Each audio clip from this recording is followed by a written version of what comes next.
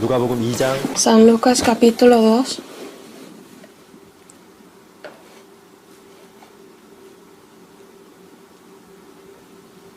versículo 41, desde el 41 voy a leer. 제가 읽겠습니다. Iban sus padres todos los años a Jerusalén en la fiesta de la Pascua, y cuando tuvo 12 años, subieron a Jerusalén conforme a la costumbre de la fiesta. Al regresar a ellos, acabada la fiesta, se quedó el niño Jesús en Jerusalén, sin que lo supiesen José y su madre. Y pensando que está entre la compañía, anduvieron camino de un día, y le buscaban entre los parientes y los conocidos. Pero como no le hallaron, volvieron a Jerusalén, buscándole. Y aconteció que 3 días después le hallaron en el templo, sentado en medio de los doctores de la ley, oyéndoles y preguntándoles, y todos los que le oían se maravillaban de su inteligencia y de sus respuestas. Cuando le vieron, se sorprendieron, y le dijo su madre, «Hijo, ¿por qué nos has hecho así? He aquí tu padre y yo te hemos buscado con angustia». Entonces él les dijo, «¿Por qué me buscabais? ¿No sabíais que en los negocios de mi padre me es necesario estar?»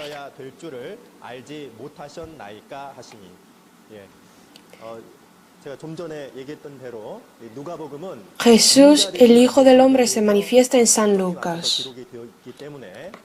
Por eso, entre toda la Biblia, la infancia de Jesús está escrita únicamente en San Lucas. Entonces, vamos a aprender 4 lecciones bíblicas desde esta palabra. El versículo 41 dice, «Iban sus padres todos los años a Jerusalén en la fiesta de la Pascua». Y el versículo 43, «Al regresar a ellos, acabada la fiesta». A través de esto podemos saber que José y María, los padres carnales de Jesús, eran piadosos. Vi unos documentos de aquel entonces y era muy común participar en la fiesta de la Pascua solo unos 2 días. Pero dice en la Biblia que ellos participaron hasta que se acabó la fiesta y luego regresaron a casa. Al regresar a ellos, en el 43, sin que lo supiesen José y su madre, el niño Jesús se quedó en Jerusalén. Sin saberlo, regresaron.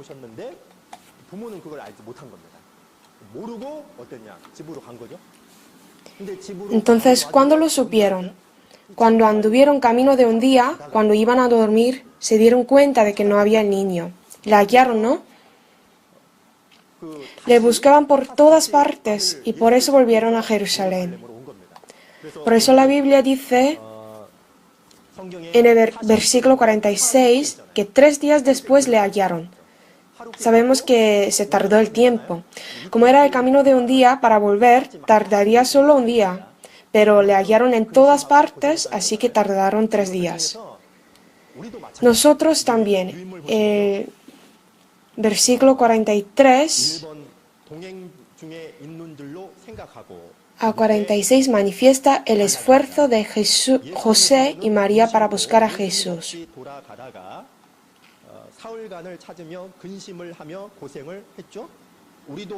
Nosotros, mientras sirviendo a Dios, viviendo la vida cristiana, también podemos alejarnos del acompañamiento de Dios habitualmente hacer por sí solo. Tenemos que vivir con Dios mediante las palabras y las oraciones. No vivir así es una pérdida de tiempo, vivir con preocupación y sufrimiento. Es decir, podemos pasar la vida cristiana en indolencia, en tranquilidad y perder el acompañamiento de Dios. Como los padres han desaprovechado el tiempo, han sufrido. Si no mantenemos la relación íntima con Jesús, es la pérdida de tiempo en nuestra vida cristiana. Y cuando lo ve Dios, se preocupará. Por eso en Proverbios capítulo 1, versículo 32 dice, «Porque el desvío de los ignorantes los matará, y la prosperidad de los necios los echará a perder». Y vamos a leer San Lucas, versículo 46, leamos juntos. Y les dijo, ¿por qué dormís? Levantaos y orad para que no entréis en tentación. ¿Quién dijo esto? Jesús a sus discípulos. Jesús oró en Getsemaní y antes de orar dijo, orad para que no entréis en tentación. Y después de orar dijo otra vez, orad para que no entréis en tentación.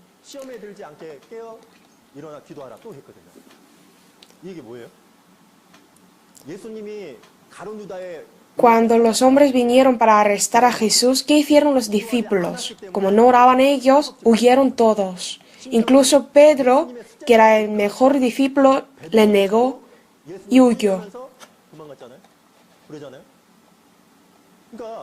En nuestra vida cristiana hay tentaciones. Existe tribulación y también prueba. ¿Cuál es lo que necesitamos para que no entremos en tentación? La oración. Velar y siempre caminar con Dios. Yo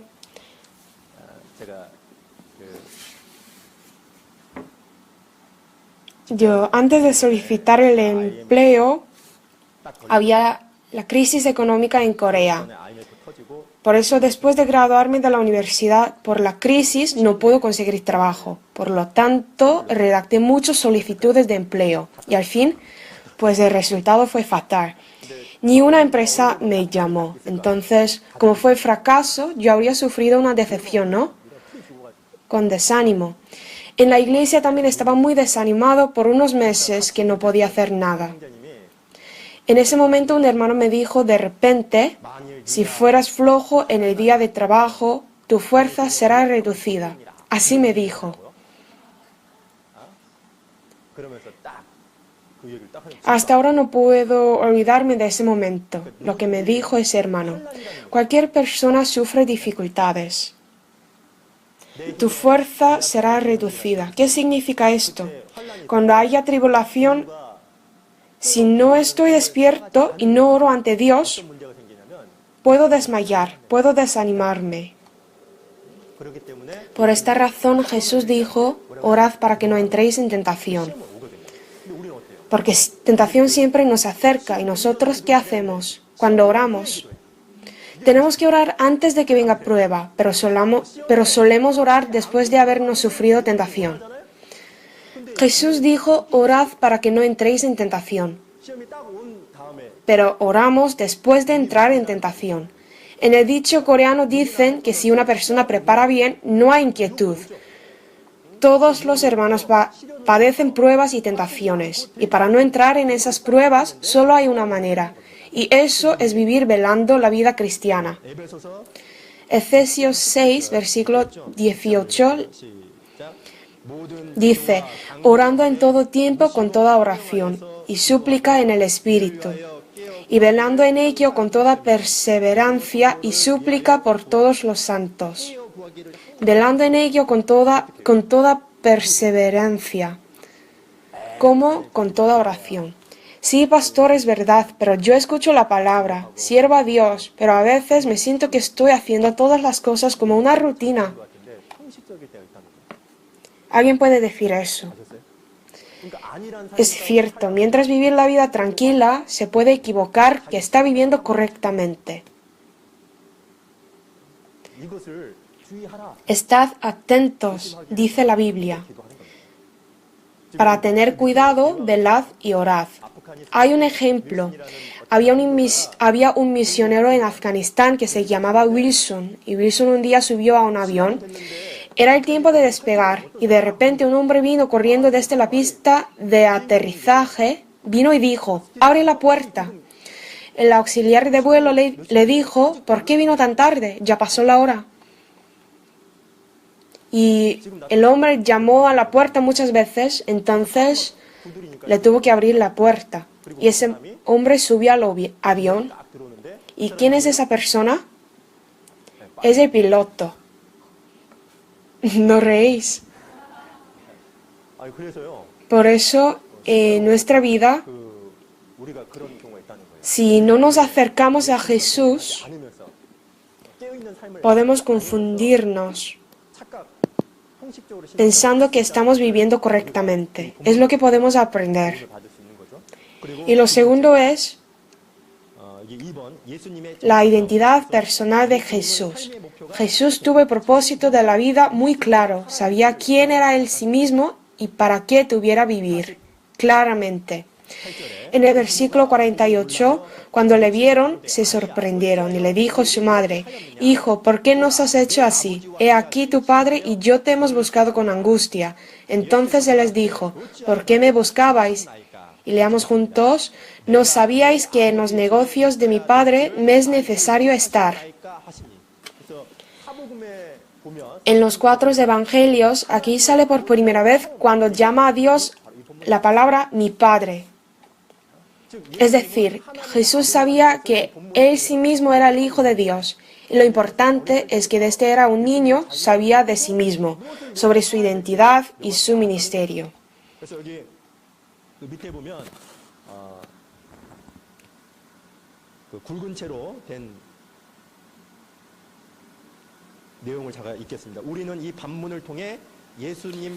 El niño Jesús sabía claramente sobre quién era Él sí mismo. Por eso dijo que el templo era su casa.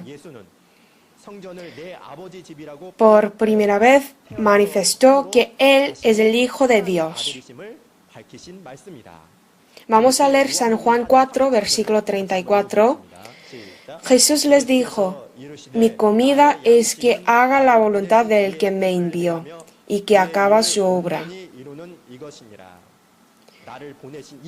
Esto significa que tuvo la voluntad, acabar la obra, hacer la voluntad de que le envió.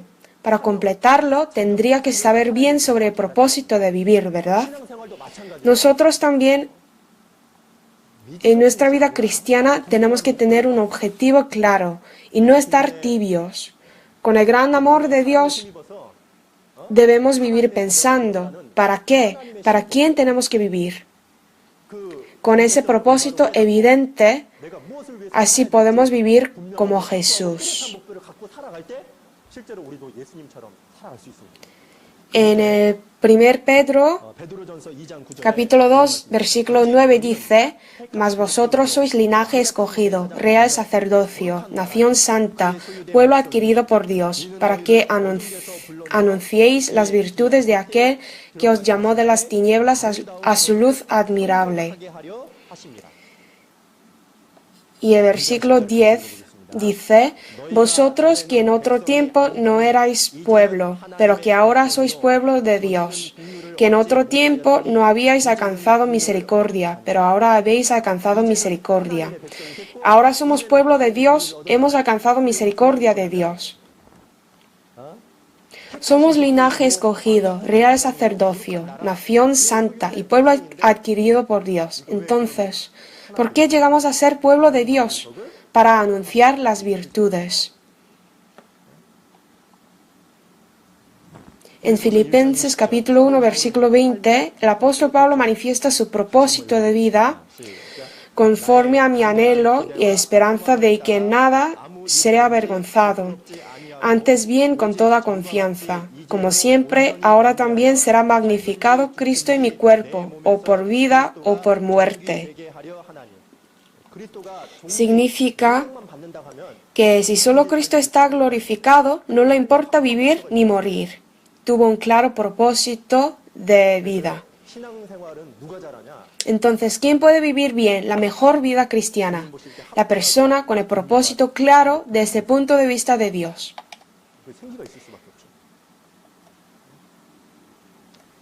Hay un estudio de averiguar la diferencia entre las personas que tienen la conciencia de propósito y los que no lo tienen. Han hecho experiencia de diversas actividades, desde cortar un árbol hasta pedalear la bicicleta. En todos los sectores había una gran diferencia de resultado. Por ejemplo, un leñador que tuvo la conciencia de propósito en comparación con los que no lo tuvieron, cortó más árbol en el mismo tiempo. Y la cantidad de leño que el conductor de camión se lo lleva aumentó de 60% a 90%. La diferencia entre los que tienen el propósito en comparación con los que no lo tienen es grande. Si no es claro el propósito, se hace la vida floja. Cuando estamos cansados, desanimados, tenemos que pensar en propósito de vivir. Cuando haya propósito, la gente gana fuerza. Y cuando haya trabajo que tiene que ser completado, tiene ganas de hacerlo. Y cuando haya sueño, puede desempeñar capacidades, superando el límite del cuerpo.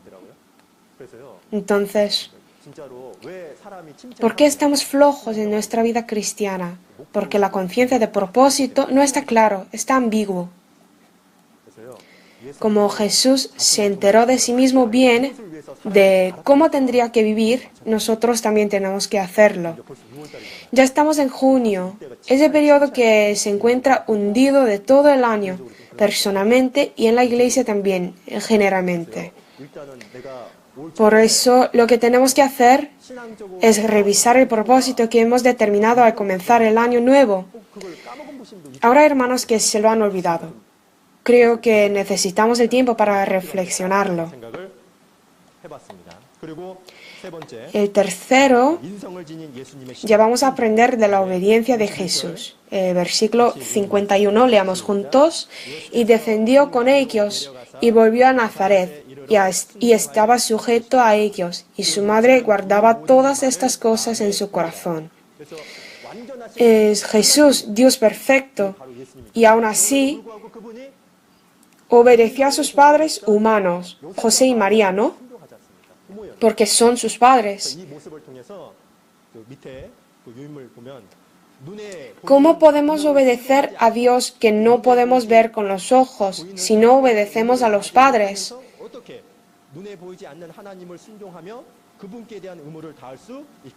Es imposible. Por eso, en los 10 mandamientos, ¿cuál es el quinto?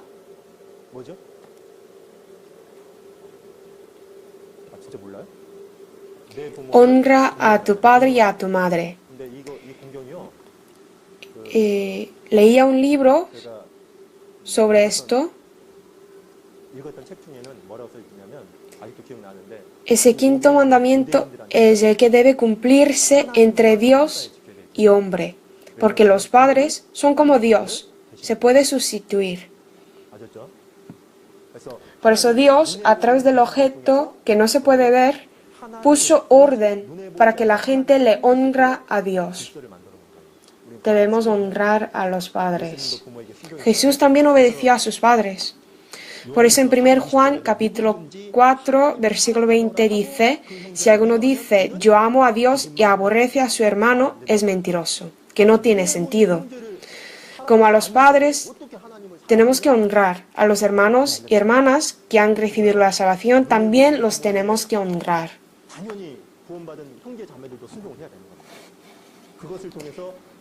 Es la manera que podemos honrar a Dios que no se puede ver con los ojos. Dios hizo así. Vamos a leer Colosenses 3, versículo 20. Hijos, obedeced a vuestros padres en todo, porque esto agrada al Señor. Entre las cosas que agradan al Señor es obedecer a nuestros padres. Dios pidió la obediencia conforme a posición, no conforme a personalidad. Por eso, no es importante si nuestros padres sirven de padres a nosotros. Lo importante es obedecer a mi padre y a mi madre porque son mis padres. También hay jefes caprichosos, ¿no? En la empresa. Jefe es también una posición, un puesto, así que les tenemos que obedecer también. En Efesios 6:1 dice, hijos, obedeced en el Señor a vuestros padres, porque esto es justo. Para honrar a Dios es importante obedecer a nuestros padres. Entonces, ¿qué tenemos que enseñar a los niños? Para que obedezcan a sus padres. Una persona que no obedece a sus padres no puede obedecer a Dios que no se ven. Es importante. Y vamos a leer San Lucas 2, versículo 52, leamos juntos. Y Jesús crecía en sabiduría y en estatura, y en gracia para con Dios y los hombres. Jesús creció en un proceso de crecimiento normal. Aquí dice sobre su carácter. Crecía Jesús en sabiduría y en estatura, pero lo más importante es que en gracia para con Dios y los hombres crecía Jesús. A través de este versículo vamos a pensar dos cosas.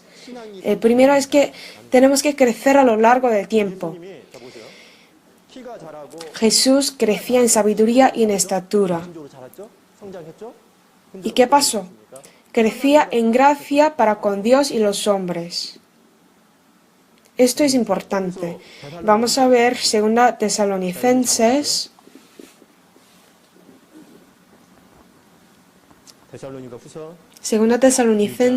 capítulo 1,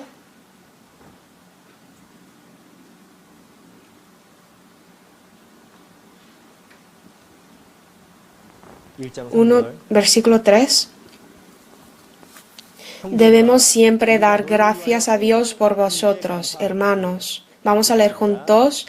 Como es digno, por cuanto vuestra fe va creciendo y el amor de todos y cada uno de vosotros abunda para con los demás.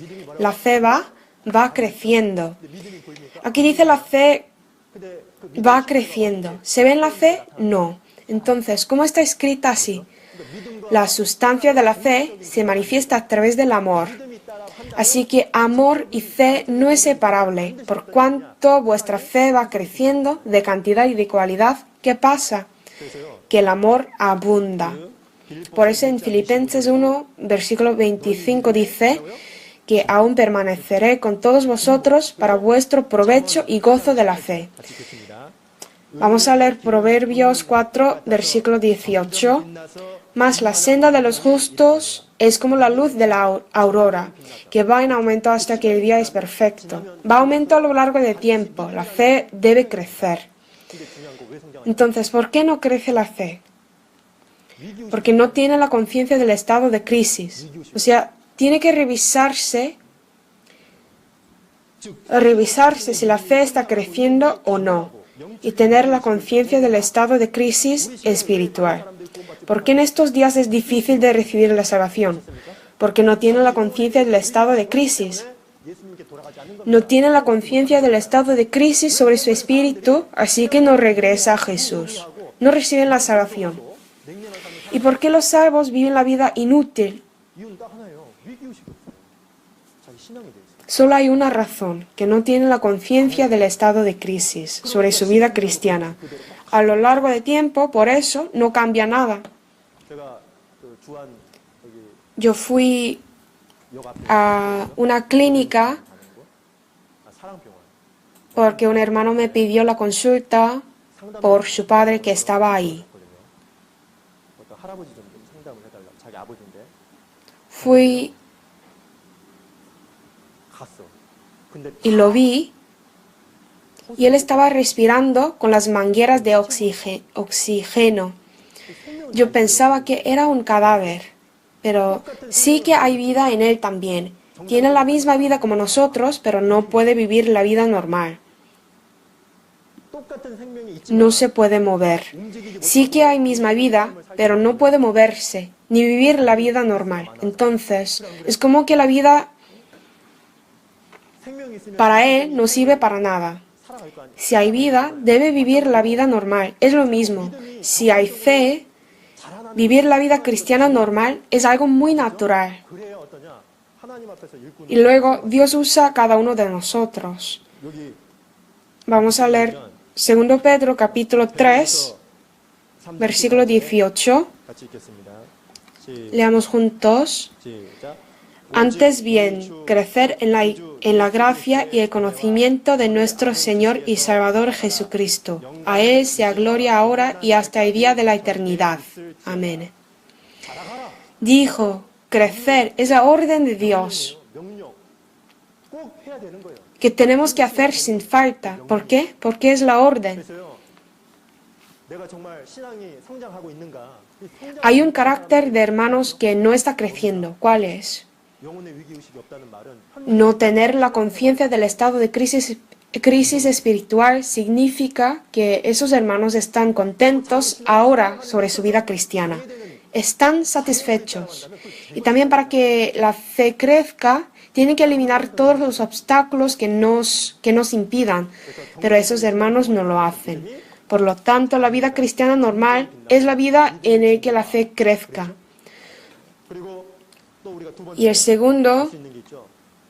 방가로 2번에 있는 것처럼 하나님과 es mantener las relaciones humanas a través de la relación con Dios. 하나님과 사람에게 더 사랑스러운 Por eso en la Biblia dice, en gracia para con Dios y los hombres Jesús crecía. Dios sale primero, ¿no? Y luego salen los hombres.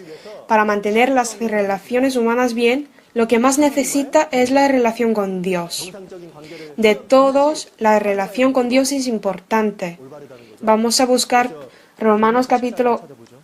14.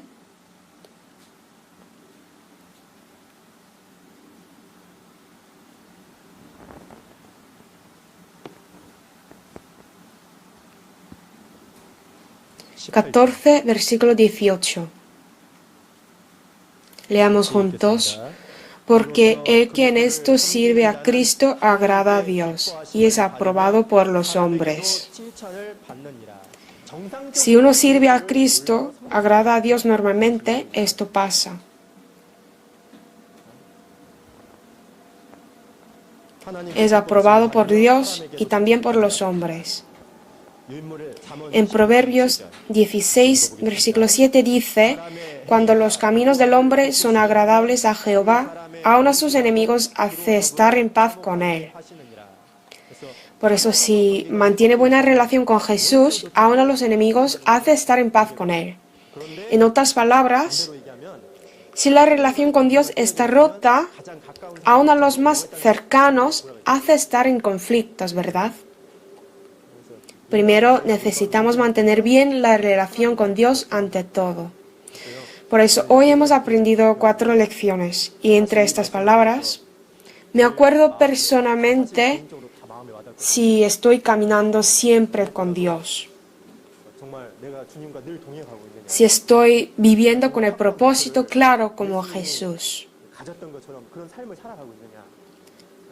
Es importante pensar en ello siempre. 늘 수시로 일깨우는 것이 필요하다라는 생각을 해봅니다. Oremos juntos. 마치도록 하겠습니다.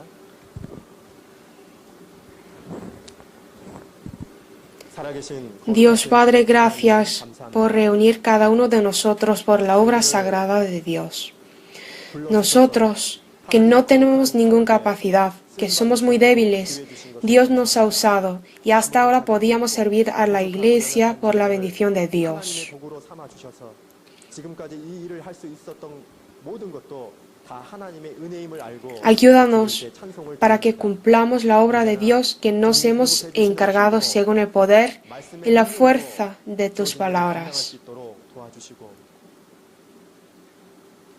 주님이 Ayúdanos para que sigamos vivir cumpliendo la voluntad de Dios. 깨어있는 삶을 살아갈 수 있도록 이끌어 주시옵소서.